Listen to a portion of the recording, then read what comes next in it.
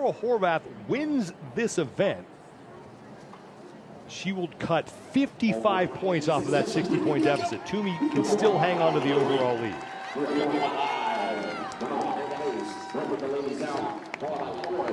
First of two heats for this third round, making their way out to the field. Manon Anganese, Lauren Fisher, Alex Gazan, Emma Lawson, and Danielle Brandon. And this is also a big opportunity for Emma Lawson, sitting in third place. She has a chance if she can advance, and Laura Horvath does not. Lawson could find herself in second place overall. Trails Laura Horvath by 10 points for second place. And again, she has been extremely consistent. The only other woman other than Tia Toomey, well, now Toomey is going to have a finish outside the top 10, so Lawson has a chance to be the only woman with no finishes outside of the top 10.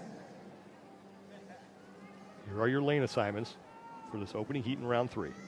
3, 2, 1, go!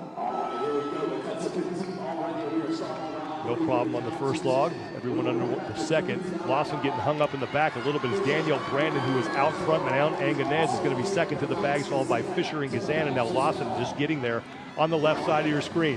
First bag in. Second bag in for Brandon, Gazan, and Fisher. Third bag in for Gazan, and it's going to be a race to the finish. Gazan, Brandon, Anganese, Lawson, then Fisher. Top 5 women advancing. Alex Gazan and Danielle Brandon were neck and neck to the finish. It was close. It looked like Danielle might have tapped that box first. Let's see the times here. We saw a finish between Danielle Spiegel and Ariel Lowen in the prior round. That was just 2 100ths of a second, but it was Danielle Brandon who got out to that lead early. In the back there was Emma Lawson, who got hung up, but she was able to make up some ground. Yeah, great navigation of the bags by Danielle there. Even a quick shuffle to get to the last bag, and then it looked like her hand made contact just before Alex. One more look, and it does look like Danielle Brandon edges out Alex Gazan. Anganese is going to finish third, and then it was close between Lawson and Fisher, with Lawson getting there just before Fisher. Unofficial results right now. Brandon 24.55 seconds. 11 100ths of a second ahead of Alex Gazan. Manon Anganese will take third. Emma Lawson and Lauren Fisher. Yeah, and it was obvious early. Emma, I don't know if she made a bit of a different approach to that first log, but she gave a little bit of a hop step, and she made contact early with her lead leg. It definitely caught her off guard and made her pause as she came over that log, which of course put her behind early. 24.55 seconds. You beat that, you're guaranteed a spot in the group of 5. As only 5 women are advancing into round 4. And then after that, it's the top 2 going head-to-head for the win.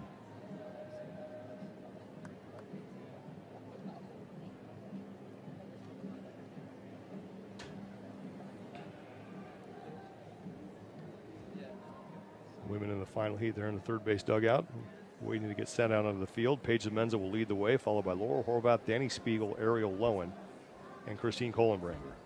All right, this is exciting here. We get to see what some of the fastest times so far taking the field together are going to produce. Is anyone going to dare to mimic Paige Semenza's hurdle over the log? Is anyone going to try that? Are they going to switch up? Are they going to go with what they've known? We'll see how this plays out. There's a good chance that Semenza and Spiegel will be the first to the bags, but what will happen there is the question. Will Horvath be able to overtake them? Will she find a way to have a lead? And in that last heat, only 3 seconds separated Danielle Brandon from Lauren Fisher. No room for a mistake here.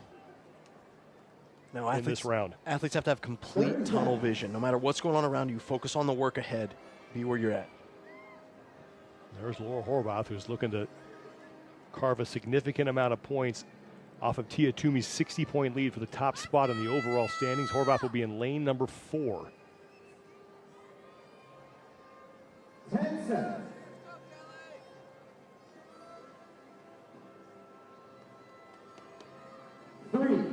2, 1, go! All right, folks, here we go. Underway, Paige Power.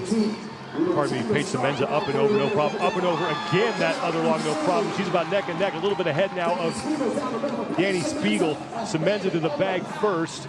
First bag loaded for her. First bag loaded for Spiegel and Horvath. All the athletes on their second bag. Semenza on her third bag. Spiegel's going to win the heat. Semenza got hung up on the lip. Horvath is second, Semenza third, and then it was tight between Lowen and Kohlenbrander. Couldn't script it any more exciting, let me tell you, from up here. Oh my goodness.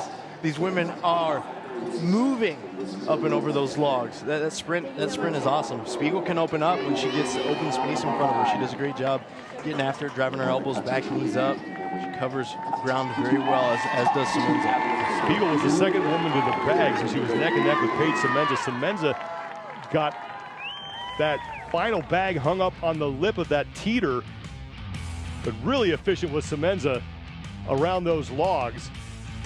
And she was the first woman to get her hands just ahead of Dani Spiegel on those bags. And this is where Spiegel does the damage. Yeah, she does. She's so consistent here, Sean. And then watch what she does when she taps the box. Just a slight, nope, right there on the front of the box. She doesn't even hit the top.